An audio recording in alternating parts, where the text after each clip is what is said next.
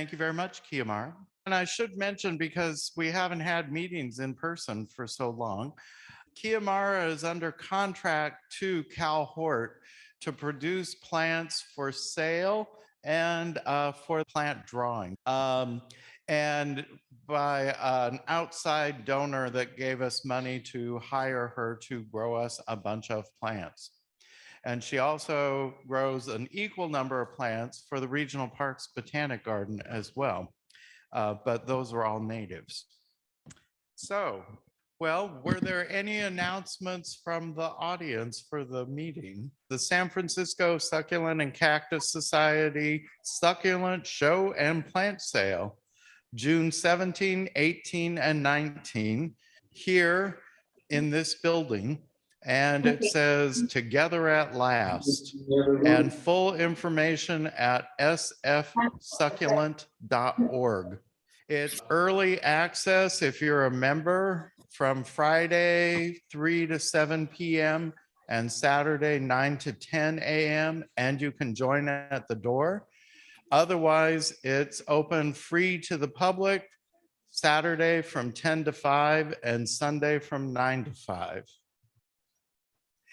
So there are a lot of nice plants, and a lot of them are one of a kind of things. So do get your tickets in. I think now we're 1 minute to program. So Ellen, are we ready to roll? This is our first hybrid meeting ever, so. And again, thank you to Ellen, who has run all of our Zoom meetings throughout the pandemic and is continuing with this hybrid meeting. Yeah, I think our last program was February of 2020, and it was our book sale as well of part of Ted Kipping's library.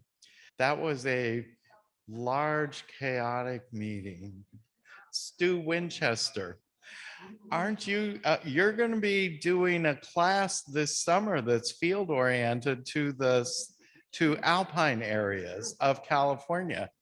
So yeah, say something. Yeah, as unaccustomed as I am to public speaking, at least good public speaking, I do have an alpines class finally back after a couple of years hiatus with COVID. We'll be going to the Siskiyou Klamath area. We'll be going to this High Sierra. And how many trips? 4 trips altogether, and you take one. That's your trip. They're 5 days from Thursday to Monday to avoid the traffic. Anyway, it works out well. And we'll be seeing all the goodies that you're used to seeing in books and on shows. The Siskiyous, we get to about 7,000. The Siskiyous is as much as we do. And then in the Sierra, we have our plans to go up to the Golden Lakes area. That's 11.5. There's some pretty good alpines up there.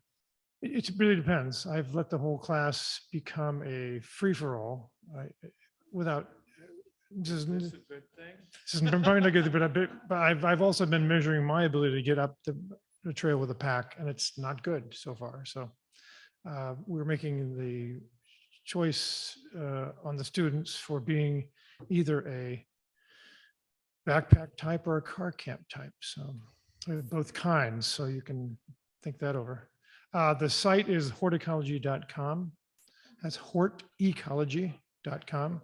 You can just go and look at this, just word Hort and ecology.com, and you can find what you want. And this is through Merit? It's through Merit College, through Merit College, yeah.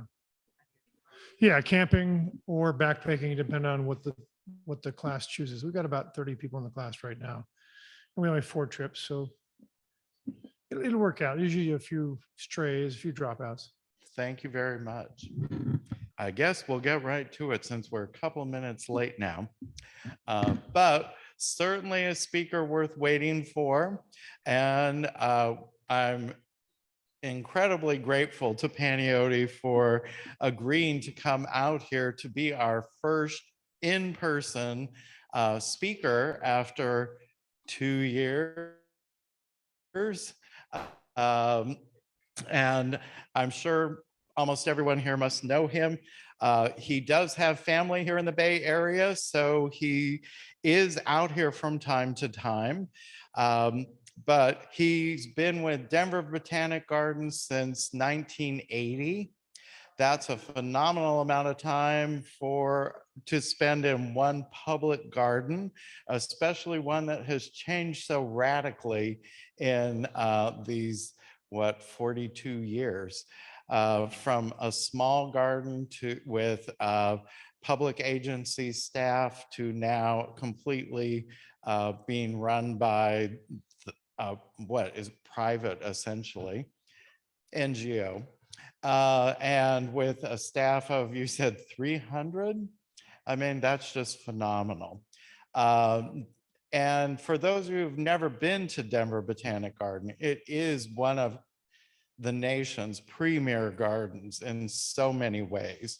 It sort of exemplifies that compartmentalized garden experience, and just has evolved in amazing ways over the years. It's always a place that I look forward to visiting, and I don't get there frequently enough, but every time I do, it is a renewed and completely different treasure.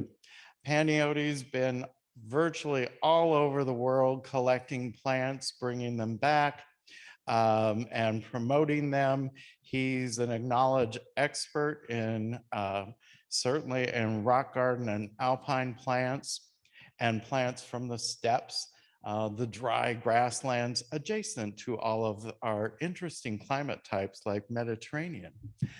And just phenomenal plant knowledge. There's almost nothing that he doesn't recognize that you show him. Although I think probably this unknown Carl bulb might stump him, especially because there's no flower.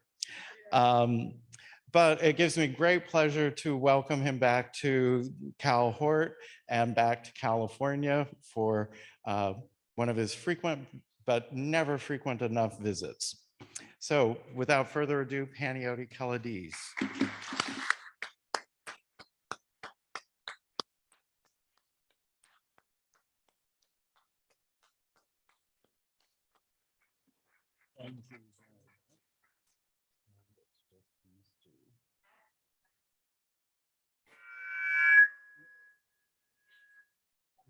Did I get too close? Okay. Great. Thank you very much, Bart. And I so regret I didn't have that taped for my next review with my boss. Let's see if I hope I'll be pressing the right buttons here shortly. It's really fun to come back. I've spoken in the past to both Cal Hort and the Western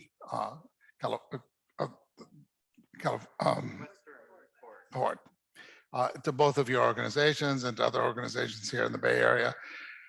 As Bart said, this is kind of a home away from home for me. I've been coming to the Bay Area a lot, as a lot of people do from places further east, especially after long winters. You by March, we're itching for something green. And flying out to California has always been an incredible an experience for me, coming from the cold, dry steppes of Colorado, because of course, the seasons are sort of flipped. Our growing season is in the summertime, whereas yours is, of course, year round, of course, but especially in the winter. And you come and you see all the green, and it really spurred my interest in horticulture coming out here, and the inspiration that I got visiting the Berkeley Botanic Garden when I was a kid. I'm going to see if I can press the right button here. What is this all about, connections between Colorado and California? Well, that's kind of the story of my life. So it's over the years, I've noticed a lot of interesting parallels. So here we have two states. And what are these connections between our two states? Well, one of the connections is, for the last 30 years, the largest number of immigrants to Colorado have been from California. So, but historically, a lot of people from Colorado have been coming to California. So we kind of have this exchange of hostages going on. So a lot of my family has moved out here. And I suspect, how many of you have family or friends who moved to Colorado? Yeah, I think a lot of you didn't raise your hands, or you're lying. And but we do swap back and forth. But these states are very different, not only states, but they're different states of mind. They're different everything.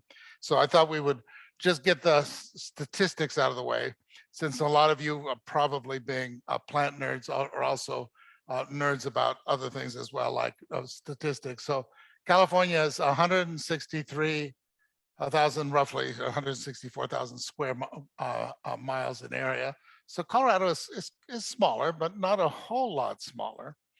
But then look at the population. Population is probably now over 40 million, and ours is a puny little 6 million. So we have far fewer people in Colorado, and they're all kind of scrunched into one little area. I mean, you have the Bay Area, but you also have Southern California. We're all kind of scrunched along the Front Range. Mean average altitude, you're a respectable 3,000, about 1,000 meters, and we're at about 6,800. But remember, we're also way inland, so there's a huge difference in climate. You have a very mild climate, especially here in the Bay Area, whereas we often have upwards of almost 200 days. Sometimes it feels like several years worth of winter, of frost, a lot of severe frost, sometimes from September to May. Like so from September to May, we can get frost. Not this year. We haven't had a frost actually for over a month and a half, so we feel positively tropical. And then finally, just in terms of plant taxa, it's interesting that we have almost half as many species of plants. Obviously, our area is a little bit smaller. Your biodiversity is unbelievably rich. But what's significant about your plants is that so many of them are endemic. They say roughly 40% of the plants in California are endemic, which is like over 2,000. It's unbelievable what an incredibly rich flora you have. We have a measly 68. It's pitiful. And anyway, so we're really different in many, many ways. But we do share things. We share ponderosa pine, for example. We share quite a number of trees. Douglas fir. We share quite a number of things. You can see the lupins underneath. We actually have a few lupin species that we share. And then aspen. You do have aspen. Maybe not quite as many as we have, but you certainly have aspen in your mountains. So there are things that we share in common. And even specific plants. These are both plants of Penstemon eatonii growing in various gardens at Denver Botanic Gardens. And the next picture is going to show you the range. So you can see Penstemon eatonii from Southern California, almost to the coastal areas, all the way up to some weird disjuncts right near Denver. There's a population, but mostly southeastern Colorado. So you can see it's basically a southwestern plant. And so these are the outliers. And then here's what used to be called Penstemon bridgesii, or now called Penstemon rostriflorus. This is growing in a private garden in Fort Collins. And here's its range. So you can see this one is even more widespread in California, but it does definitely make it up to several of the counties in what we call the Four Corners area. And it's pretty abundant down there. So we have a lot of these floristic elements that come up from California. And just totally irrelevant, this happens to be a plant called Penstemon pinifolius, which is from New Mexico. But I had to show you this because this is a lovely golden form we call Sunset Glow, growing at our garden called Chatfield. And I just had to show you because it's a beautiful penstemon that is not widely grown, but we've been publicizing it through our plant introduction program. And I just wanted to show you, if you want a really dazzling, interesting new penstemon, it's one of the coolest ones. But I'll notice that silvery plant in the middle of the penstemon. You'll see that silvery plant in a minute, because that's a significant plant of a group of plants that you don't find in California, but you find in Colorado and also in Brazil and around the world. And it's a very interesting group of plants. Here's a close-up of Sunset Glow, which is a pretty cool plant. Another plant that is widespread, this is a photograph I took in Iceland, but that's not where it grows natively. Where it grows natively is in much of the Rockies, the Sierras, and various other mountain ranges. And this is a sedum relative called Rhodiola integrifolia. So it's an example of some of the alpine plants. We actually have alpine plants that grow in both the Sierras and the Rockies, and a few other places as well. Look at those poor lonely ones out there in New York. They must really be sad out there. Well, you know, who doesn't know echinacea? The nurseries have been producing jillions of echinaceas every year, but look and see where echinacea is found. Guess what? You're out of luck. The genus Echinacea is an eastern genus, and basically the Rocky Mountains have a lot of plants that come in from the east and have their outliers, you know, a few that sneak past, but Echinacea is found in the Rocky Mountains. It's quite abundant in parts of Wyoming. Echinacea angustifolia is, but you're out of luck, California. No Echinacea for you. You're out of luck. And remember that silver plant you saw a few minutes ago? This is it. This is Vernonia larsenii. It's a narrow endemic of central Texas. The reason I want to show you is this genus Vernonia, which is extremely abundant in South Africa. It's found all over South America. It's found all over the eastern United States. It's found right around Denver. Not that species. We have a big tall one with purple flowers that's very showy. But poor California. That's all right. You have your 2,000 endemics, so don't feel too depressed. But it's interesting to see that there's some real floristic differences. And Colorado does have a lot of that influence. Many eastern wildflowers occur right up to Colorado. I saw that you were selling the Trotfiteria caroliniensis, but I think that it grows here as well. But it's an example of mostly an eastern group of plants. But what we really, really share are some of the great botanists. And Alice Eastwood has been acknowledged by many people as one of the greatest botanists in America's history. And she was ours. She was actually born in Toronto, I think, in Canada, but she grew up in Denver. And she graduated from East High School, which is a mere 4 or 5 blocks from Denver Botanic Gardens. And when she graduated, she became a teacher there. And she taught at East High School. She taught science for quite a few years, and until the 1870s. She got to know some people in California, and eventually they lured her, I think in the 1880s or 90s, to California. But she was the first person to write a book on the flora of Denver. She wrote a book called The Flora of Denver. And she was, a very extraordinary botanist. And I'm sure most of you know the story of Alice rescuing the type specimens during the 1904, 1906 earthquake, 1906 earthquake, saving them from being burned and destroyed. And if you've never read a book, that book is called Alice Eastwood in Wonderland, I think is the name of that book. Wonderful book, very inspiring. And you really can learn about one of America's extraordinary botanists. You took her away from us, and I'm not terribly happy about it, but you owe us big time. And but she's not the only one. And this is her erythranthri, which I just hate. But we'll just still call it Mimulus, okay, just between you and me. Anyway, Mimulus eastwoodii is found primarily in the canyon lands of Utah and Arizona.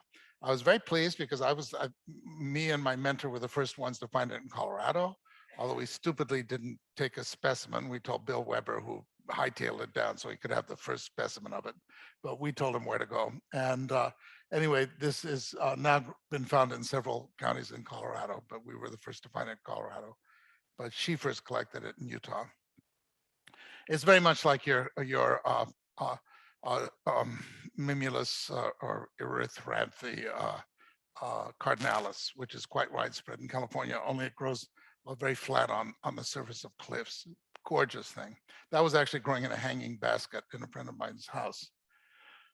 This is probably one of the most famous pictures from the 19th century involving botanists, because there's quite a few famous botanists there. The fellow down below, looking very modest at the very lowest level, is Asa Gray. And the fellow with the hat on uh, in the serious look is Joseph Dalton Hooker. And they were on an expedition that was in Colorado in 1877, I believe. And this photograph was taken, it was part of the Hayden survey. And the Hayden survey was Ferdinand Hayden is, I think, well, he's one of these other fellows in the background there. And Mrs. Gray is in there, and I think Mrs. Hooker as well. At any rate, they're camping on Levita Pass. And this was during a period where there was very intensive surveys by the railroads to see which was the best railroad route. And there were, the Hayden survey, I think, spent the better part of a decade with many different people leading it, including some important botanists you're about to meet. But this was our great era of a tremendous number of species were found in the Rocky Mountains in the 1870s.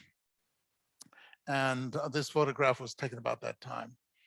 Asa Gray actually climbed Gray's Peak, which was named after him by Christopher Perry, who could have been included in this thing, but I didn't. But I did want to include the Brandagees because Townsend Brandagee was the leading botanist of the Hayden surveys in Colorado. So he spent the better part of the 1870s in Colorado researching. And then eventually he married Catherine. It was the second marriage for her. And they had one of the most enchanting marriages. And at their honeymoon, they actually went from, I think, was it San Diego to San Francisco or San Francisco to San Diego on foot, collecting flowers together. What could be more romantic? Anyway, the two of them had a wonderful, wonderful relationship. And they essentially became two of the greatest botanists of California. But they cut their teeth in Colorado, may I add, at least he did. She also collected in Colorado. And so they were two other botanists that you stole from us, and which we are still not entirely recovered from the sadness of the fact that they had to come because of all your damn endemics and all the other good stuff. And this is a Penstemon brandegii, which is one of the most beautiful of all penstemons, and it's named for Townsend. Actually, he was the one who collected it, and it's extremely common in the front range of Colorado, south of Colorado Springs, and can color whole mountains with that incredible blue color. That's actually growing in a private garden. And but the two most interesting botanists that we kicked out of Colorado and sent to you were Edward Lee Green and Marcus Jones. They both came to Colorado at about the same time.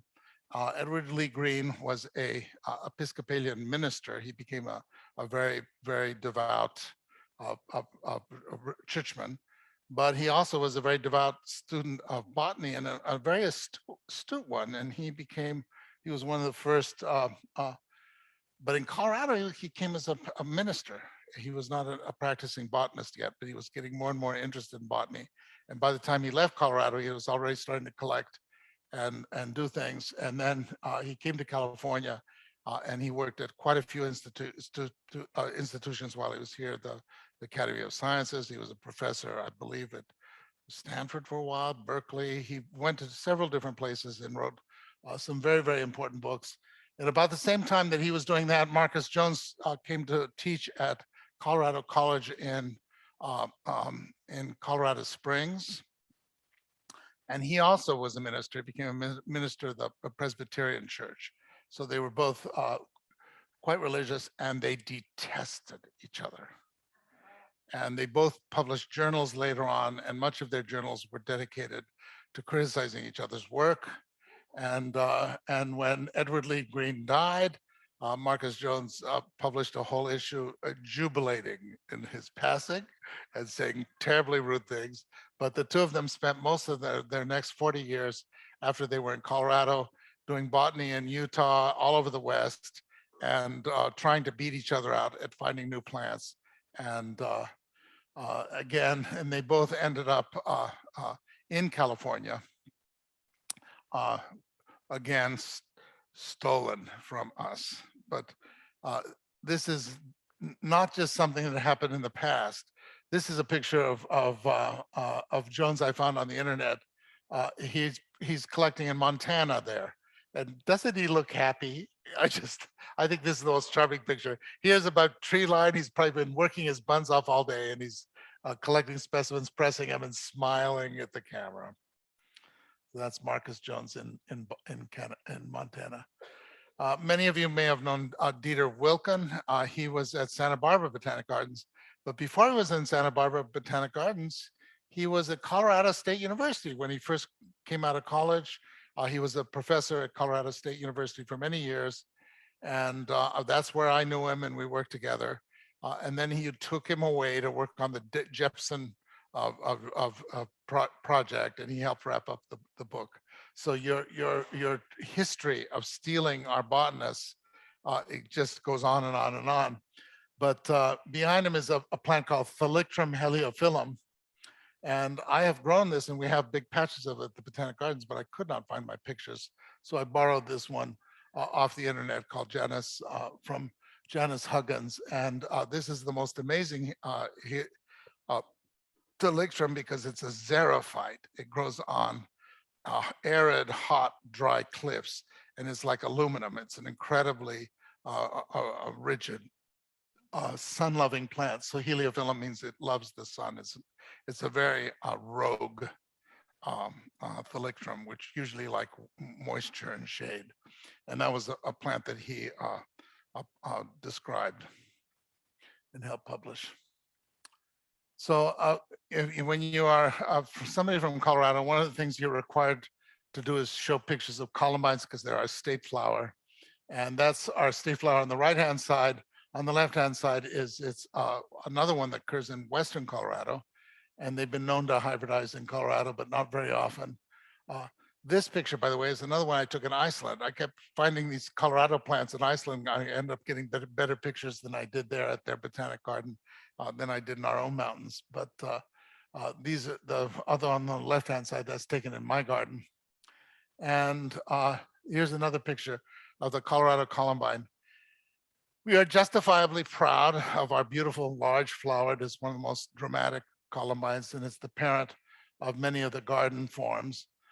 This is a little vignette from my garden here, and this is a picture I got off the internet of Equilegia pubescens, and I know that Michael Euler from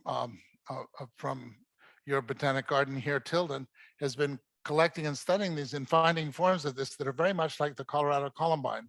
So there's a possibility that there was something like the Colorado columbine once grew in the Sierras, and it has hybridized with some of your other species to produce this extremely variable and interesting plant.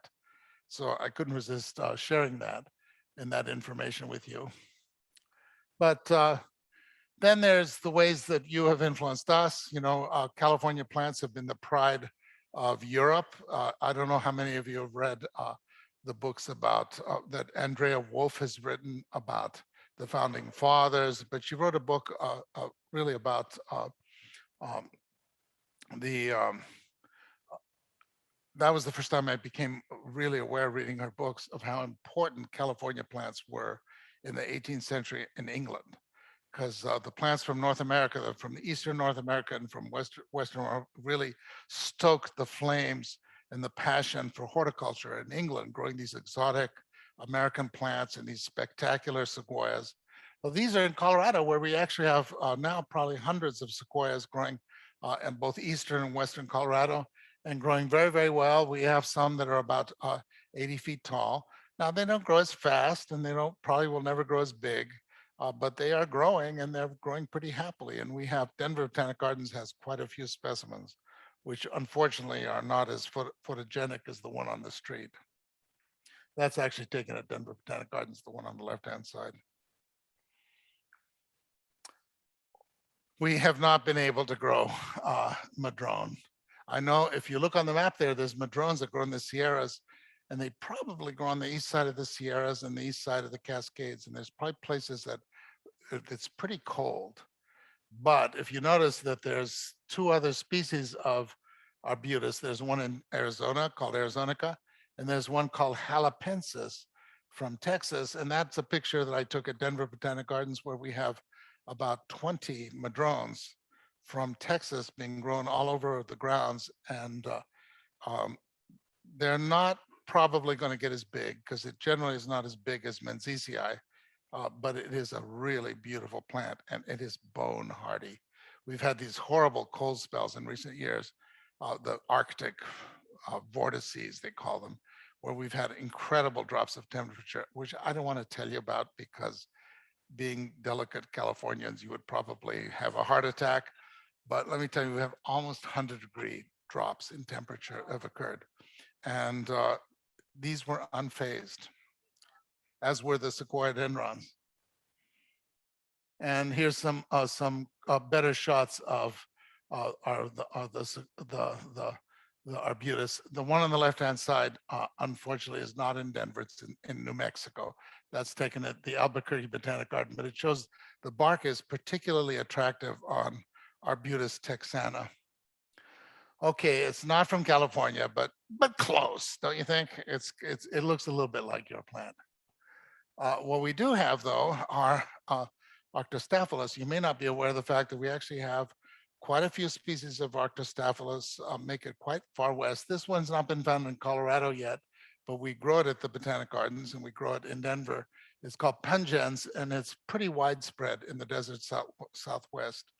And it's a really beautiful species. Actually, the flowers tend to be usually very pure white, and the leaves tend to be very narrow and much grayer than the other species.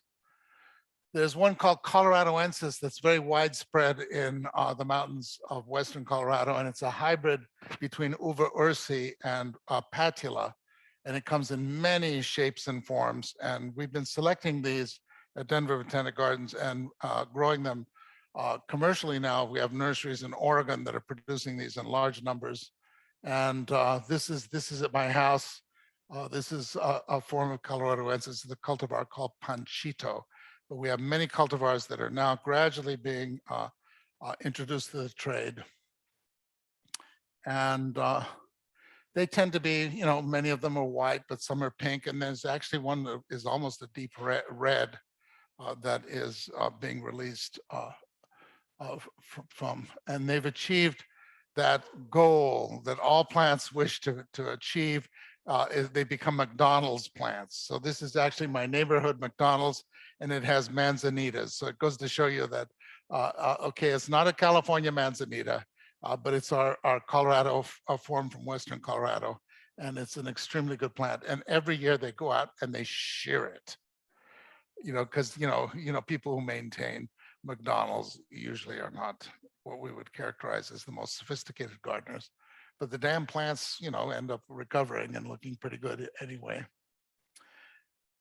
This is the champion manzanita in Colorado. It's a form of patula, and it's about 7 feet tall.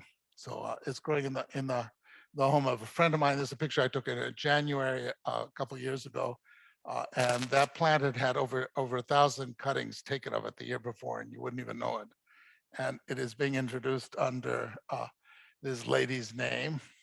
Next year, it's going to be sold pretty widely in Colorado, and we're excited about it because it's our first really big manzanita that'll be in the trade. Okay, let's cut to the chase. Calicortus. Okay, there's a lot of beautiful plants in the world, but it's hard to beat Calicortus. Well, we actually have some really nice Calicortus. We have 4 species that are found in Colorado, which is pretty measly, I know, compared to your 500,000 or whatever it is. And you have a lot of them. This is the commonest one in the Front Range, and it only grows generally at relatively higher elevations and in moisture areas. This is actually one that likes summer moisture, so it's not like yours at all. It's Calicortus gunnissonii, but it can come in a deep purple, and it also can come in a yellow.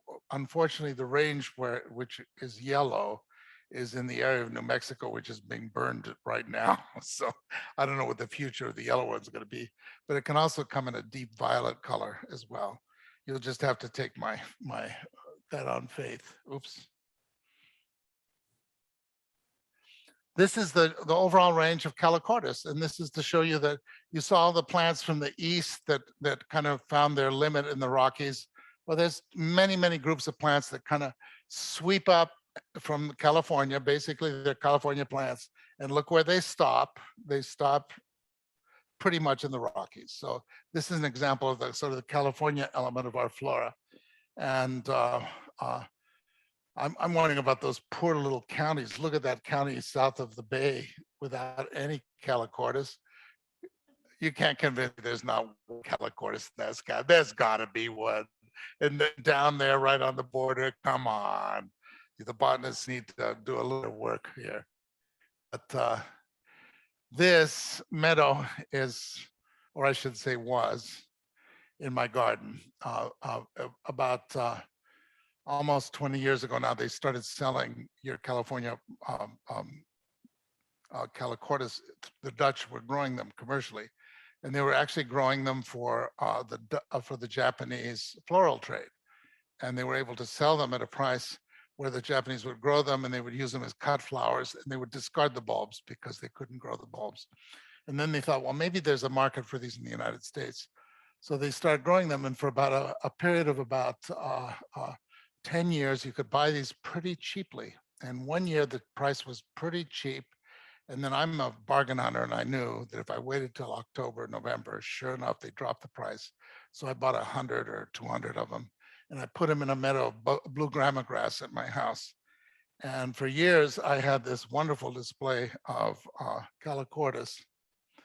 You can see them, and I would throw a little party when they bloomed, the middle of June, and all my friends would come, and it would be like, oh my God, what do you have in your yard? And, oh, it's nothing, a few bulbs, and but it was my pride and joy. And what happens to people who have a pride and joy and are somewhat arrogant about it? Rabbits. We always had foxes denning next to our house, and the foxes were wiped out in Denver by some people say mange, some people say distemper, who knows what, but we lost our foxes. And what did we get? Rabbits. And it just turns out the rabbit's favorite food is Calicortis. So I think the bulbs are still there, and I hope if I ever get rid of my cactus, but these are all pictures of bulbs. This is Natalia. This is our native Colorado Natalia, which is often a pure pink, by the way. So we can grow these as well. I scattered seed of the Colorado native ones, and they grew in 2 or 3 years. They were blooming, and they were crossing with the California ones. Can you imagine? And I was getting these big clumps, and having a wonderful time with the various species. You can see Unifloras. I had big clumps of luteus. I had soft pink forms of this is Venustus. And here you can see Venustus and Speciosus growing together. Oh, the Kern County, I'm sorry, I made a mistake here. They're on the either side. The one in the middle is Speciosus, I think. Anyway, I grew a ton of them. I had them for a long time. They're perfectly hardy. They came through winters of below 0, and they were totally unfazed. And of course, what was wonderful about this meadow is that it is a blue grama meadow, and the blue grama grass is very active in the summertime and drinks up any extra moisture that would come from thunder showers or whatever. So they still got their summer ripening.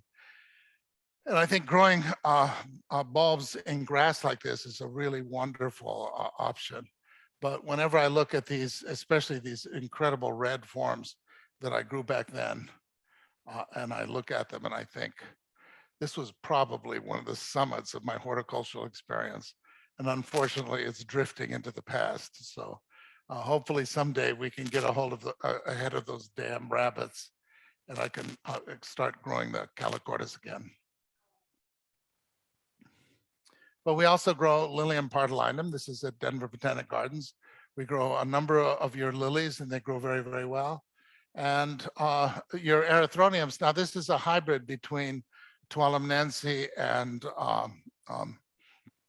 not Multiscipodium. What's the other species? The white beauty is a form of Californicum. Yeah, this is and this pictures I took I took this picture about a month ago in my home garden, and they're very vigorous, and they, of course they're produced by the Dutch bulb trade, and they're quite inexpensive. But they're basically your native plants, and they adapt very well. This isn't one of my little woodsy areas. And then there's these new hybrids that are being produced in the Pacific Northwest. This is between Revolutum probably and Hendersonii. So I'm really nuts about erythroniums. But the real irony is that on the right-hand side, that's Erythronium tuolumnense, which is only found in a little tiny part of Tuolumne County here in California. And it turns out to be a very easy, vigorous plant for us. Whereas Erythronium grandiflorum, which has this enormous range from California to Colorado and grows literally by the million.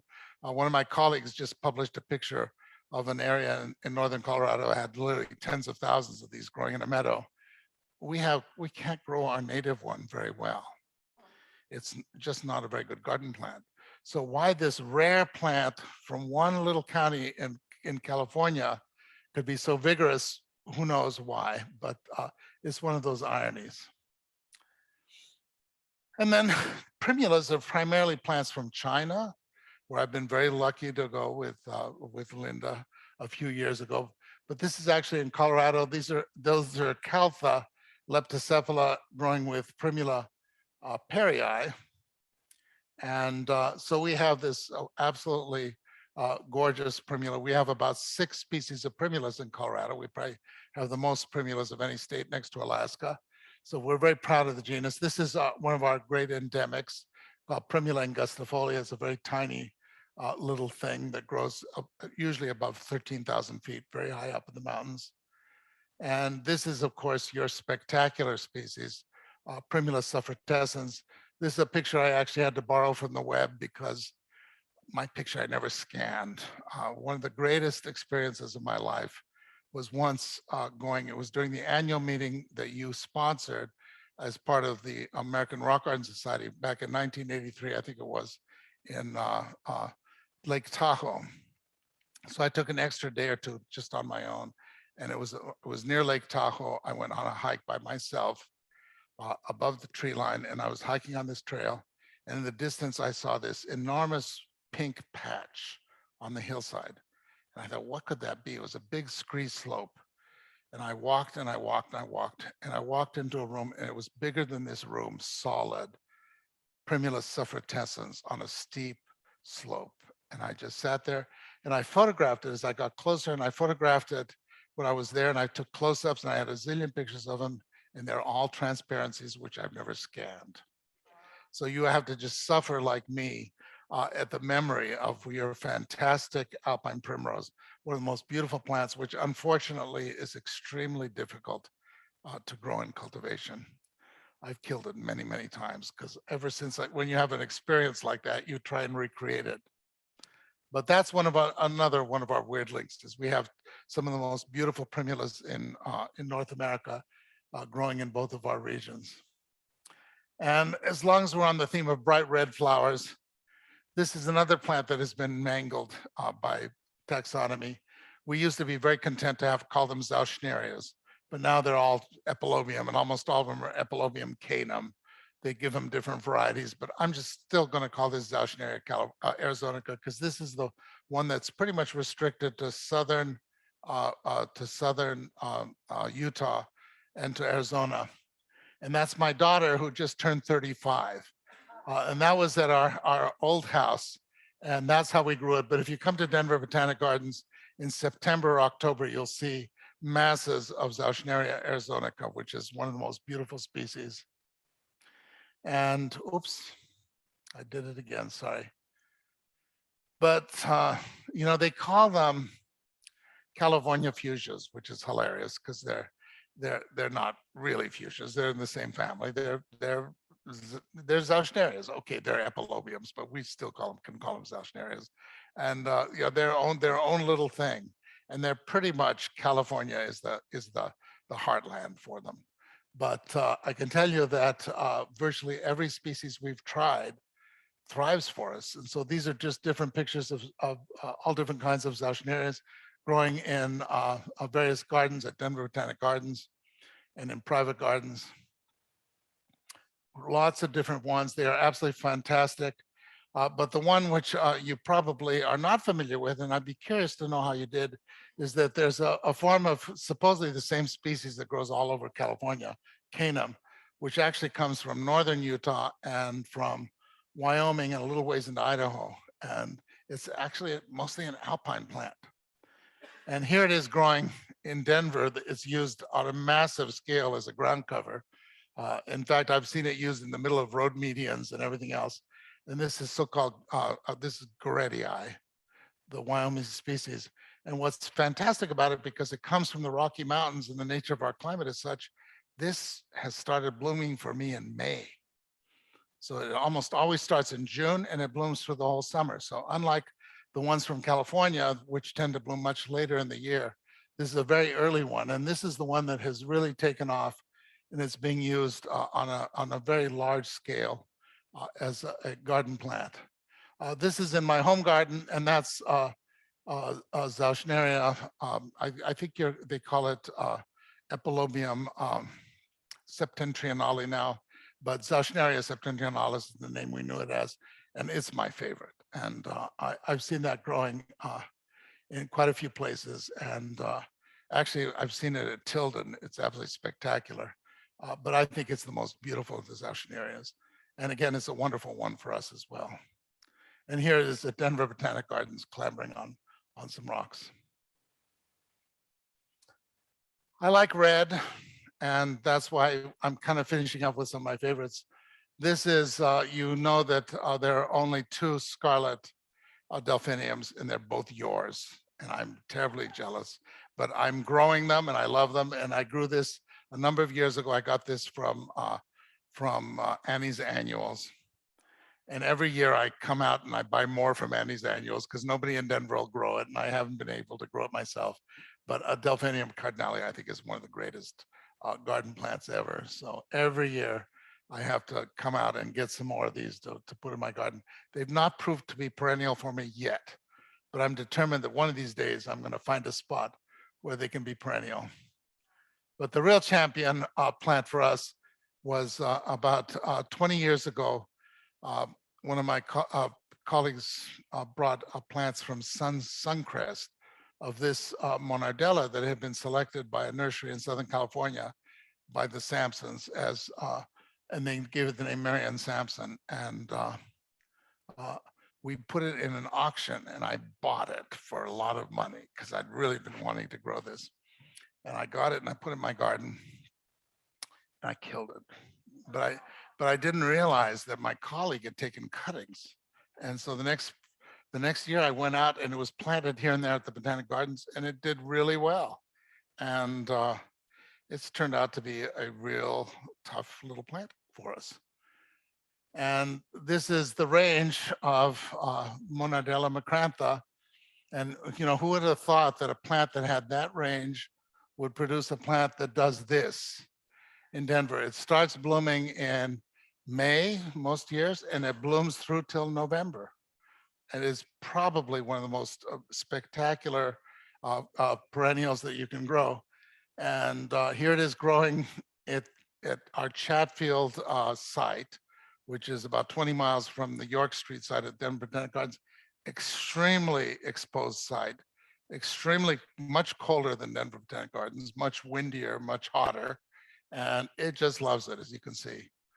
And they have many, many plants of it looking just like this. So this is a good connection to show you that some of your little wildflowers from the most unlikely places, a plant that comes from the San Bernardino Mountains and from the San Gabriel Mountains, has turned out to be an absolutely indispensable classic for us. Who would have thought it? And I finished with this picture that was sent to me by a friend who was house sitting for us while we're here. And while we were here, he finished a new rock garden for me. And so he sent me this picture yesterday, and I couldn't help sharing this with you because this is going to be my fun and games in the next couple of weeks. Is going to be to fill this with all sorts of little treasures. Some of them I bought today, and some of them I've gotten on other days while I've been visiting here. And I can tell you I'm 72 years old, and I have spent probably almost 60 years coming to California to learn, to buy plants, to study at your fantastic public gardens and your private gardens. And that's where much of my wisdom and knowledge has come. And I want to thank you for that.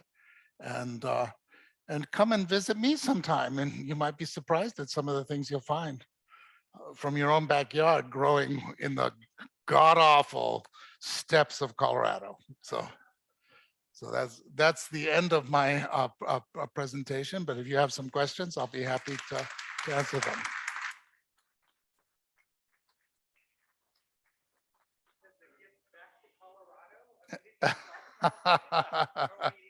No. I started in Colorado, but I'm just here on loan. So yeah. Like all Coloradoans, I should be trying to find a place to retire here, but I could not afford to. So, but I can certainly afford to come and visit friends and stay here. But unfortunately, Colorado has gone pretty much the same way you have. It's become more and more expensive, and I worry about young people in both of our places. So anyway, any questions? Yes. Yeah. The question is on the Calicortis Meadow, what is my soil like? My soil is 80 feet of pure sand. And we did compost in our yard for quite a few years. So there's quite a bit of compost mixed in with the sand in some areas. In the meadow, a little bit of compost, but not a lot, mostly sand. Denver Botanic Gardens are several sites. The best known site is 25 acres, right smack dab pretty much in the middle of the city. It used to be the premier, what would you call it? It was the first cemetery in Denver, but it wasn't a real cemetery because the real cemetery was called Riverside, and it was developed shortly thereafter. It was essentially where they stuck the first people they used to kill, which was a lot of people back when Denver was a Wild West. And as a consequence, it was never very organized. It was kind of messy. And it was right in the heart of what was kind of a nice neighborhood. And our benefactress back in the 1960s, 50s actually, convinced the city of Denver to turn it into a botanic garden. Her name was Mrs. Waring. And Mrs. Waring back then, cemeteries were not considered to be nothing was sacred in the 50s or 60s. That was old. So they were able to turn the 25 acres into what they call a botanic garden. But for a long time, it was not, they were building it. But it was actually first designed by a California architect named Garrett Ekbo, who you may be familiar with, EDAW, one of the great, like Tommy Church, he was part of that whole movement of the California outdoor living space and everything else. And Ekbo, Dean, Austin, Williams did the master planning. So again, another California connection. They did our master plan. And we started planting it out slowly, but it was mostly very, very sort of, annuals. It was mostly a flower garden.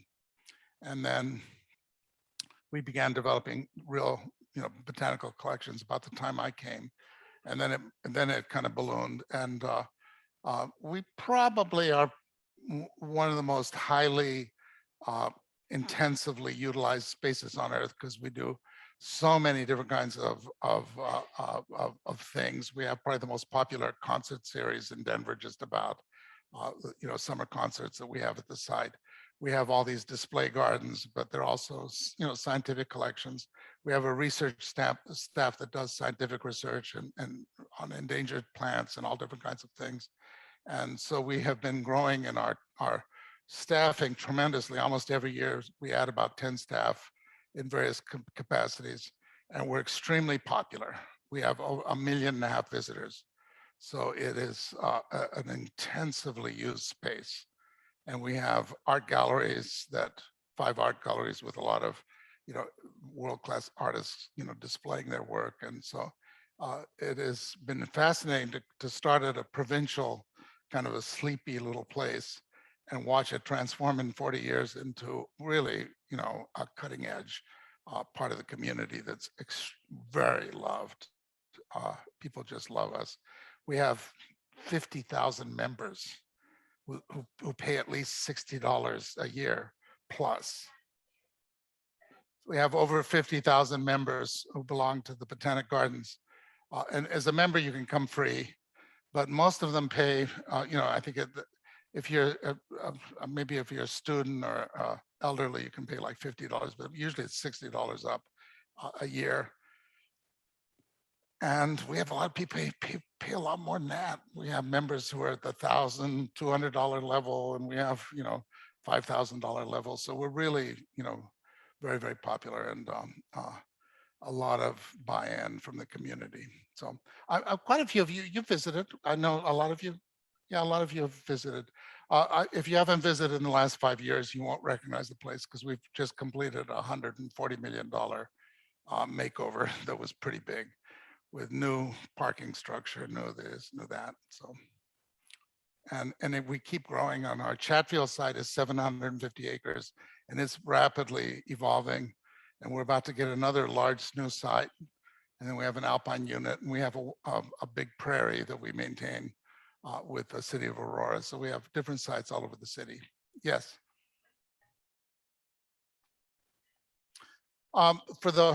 If you want to see wildflowers, the best time to visit is probably middle of May to middle of June.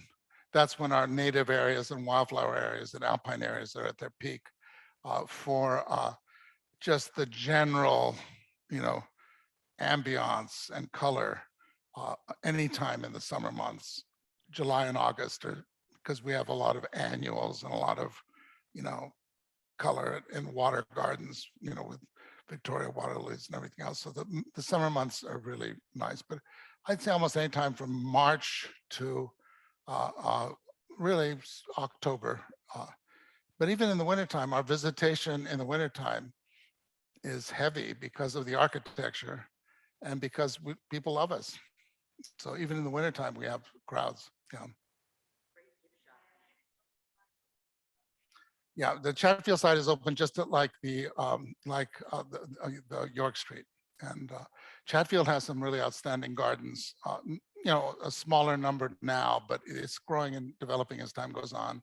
But we have many, many different kinds of programs. We have a lot of programs for children at the gardens. We have like tens of thousands of students who come almost every year, and we have about 5 or 6 staff who do nothing but outreach to children's, you know, in schools. And so we do a lot with schools. We do a lot with everything. You know, it's become a really fascinating place to work because every time I turn around, there's some new program I didn't even know about with 2 or 3 new staff people doing it. And, you know, we're in a growth phase that's pretty astonishing. And as long as my current boss is there, it's going to keep growing like that because he really encourages people to be creative and develop new things. Like I said, we keep, you know, every year more and more. There's nothing like it on the West Coast. So, yeah.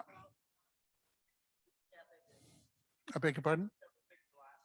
Yes, we have a conservatory and greenhouses, and at both Chatfield and at York Street. So, and at this new potential site that looks like it's going to happen in North Metropolitan area. So we have a slightly different model than other, you know, we're sort of developing in the metropolitan area, different sites. Yes. Yeah, we have a program called Plant Select, and I was one of the architects of it. And Plant Select is a program where we work with Colorado State University, and we grow plants and we observe them. And we now have almost 200 plants that we have produced. We generally about 6 to 10 a year. Nowadays, it's more like 4 to 6, but they're plants that usually come from our collections that we deem to be particularly valuable. But what's really cool about our program is that we have 100 wholesale nurseries across the United States, but also in Europe that produce our plants. So our plants, we generate the plants, but the nurseries are produced, all these large wholesale nurseries, including nurseries in Northern and Southern California. We have quite a few of them that produce our plants. We're not like Proven Winners, say, or those marketing programs, because they aim to have something that in a 4-inch pot that's very, 4-inch color or whatever. Our plants are meant to be landscape plants that really work in the landscape. And some of them are a little bit homely. And so we have to do education to train people. But the purpose of our plant is we want to produce plants that will really work in our challenging climate, which is, we have long periods of drought. We have long periods of very hot weather, cold weather, and people grow traditional European type plants are very frustrated, but our plants usually perform. So we're hoping to provide enough plants so that when and if we get these severe droughts now and again and people can't water, our plants will live and those other plants won't. And people are now really going for our plants. They're becoming very popular in our region primarily, but we sell worldwide. The question is, do we propagate all the plants that we utilize at Denver Botanic Gardens? We propagate a lot of them because we have propagation greenhouses and we grow a lot of things. We also buy a lot of plants because they develop new gardens that, for example, we just totally redid our perennial border. We had a large English style perennial border that was along the main pathways between our main building and the administrative building. And it was a glorious thing for a long time, but gradually weeds had come in. It was not what it used to be. Shrubs got too big, conifers got too big. So they took the whole thing out last fall and they put in fresh soil because the soil was pretty weed infested. And then they put in a new watering system and it's been totally replanted with plants that are more like plants like Western adapted and native plants. So it'll have a totally different feel. Yeah, and probably be, even prettier because we're finding that a lot of our plants that we utilize, for example, in Plant Select, plants that come from Mediterranean steppe type climates tend to be subjected to far greater heat and drought. As a consequence, the flowers tend to last longer, and many times they tend to be evergreen. And so we're finding that by designing with plants that are adapted and native, our gardens are far more attractive. And you've learned that in California a long time ago. But if you grow a lot of the European plants where they come from climates that are really cold and wet, they go dormant in the wintertime and there's nothing there. So we're finding that educating people about native and adapted plants is teaching them really about growing plants that have attractive foliage and habit. So you're not just looking at that, of 3 or 4 weeks of color when they might be blooming. So it's a different mindset. Exactly. It's like, yeah. It's something that Californians have known about it for a long time that, you really have to grow for the textures and for the appeals. And so a lot of that has been influenced by California horticulture, what we're doing.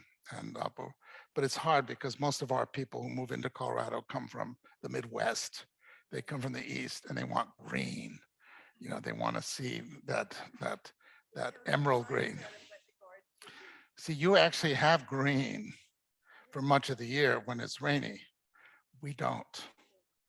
Come hard frost in October, everything turns brown and everything stays brown until almost April.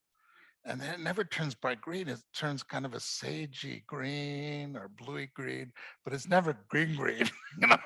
So we have to really educate people that, green is not really our color. Yeah, no, we have a challenge that you don't have to, because you actually have a period of time where it's really pretty lush, we don't. So. And actually, one other thing you should talk about to the whole group, I forgot to mention the obvious in your introduction, is Panayoti's been with the North American Rock Garden Society for forever, and he's currently the president of the group. And hopefully will be so for a while. Many presidents of the group seem to stick around for a while, but he's doing a lot to reinvigorate that group. So do you want to say something a bit about your role with the Rock Garden Society and rock gardens in general? Twist my arm. Yeah. for those of you who aren't familiar, most people think of rock gardens as being these sort of like the Swiss Alps, these rocky areas with alpine, with primroses and saxifrages and all these little cushiony things. And actually, that's certainly a facet of rock gardening. But what rock gardening really has come to mean in certainly in North America, and I think also in Europe as well, is really it's the society of people who really want to study and learn how to grow things,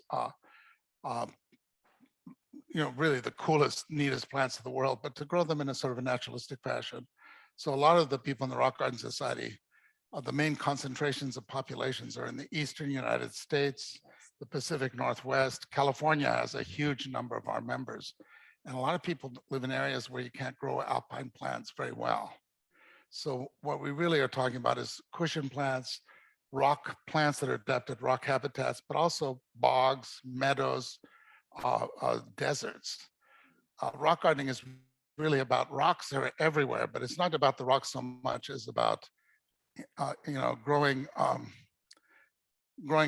compact plants, especially in our modern gardens that are kind of shrinking, and learning to create a little microcosm. So it's really become far more generalized. And we've been doing these amazing webinars that I know some of you have listened to about meadows, about bog gardening, and about succulents.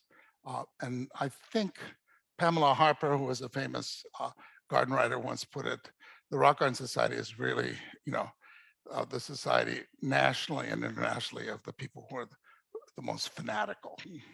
And certainly Cal Hort is like that, I think, and the Western Horticultural Society has a lot of that quality, but through our society, you connect to that network around the world. And so you can see that the seeds back there were the surplus seeds from our society. They came from people in New Zealand, from across Asia, from all over Europe. So that's kind of what we're all about. And I hope that many of you will come. I know that Kiamara is organizing a meeting in July for the Rock Garden Society, but I think all of you will be welcome. And the head of the Alpine unit for the Royal Botanic Gardens at Kew is going to be speaking probably at Tilden, I think, or somewhere in the East Bay. Yeah, at any rate, we have this extraordinary young man who oversees the Alpine House, which if you've ever seen the Kew Alpine House, it's amazing, and their rock garden. And he's going to be doing a presentation that's sponsored by our society for you. And every year there'll be somebody from somewhere coming to speak. Great group. How many of you are members?